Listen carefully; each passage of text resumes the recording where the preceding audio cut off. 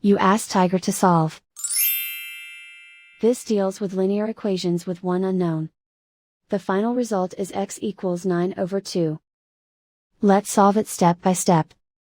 Simplify the expression. Find the greatest common factor of the numerator and denominator. Factor out and cancel the greatest common factor. Swap sides. Isolate the x. Multiply both sides by 9. Group like terms. Multiply the coefficients. Simplify the fraction.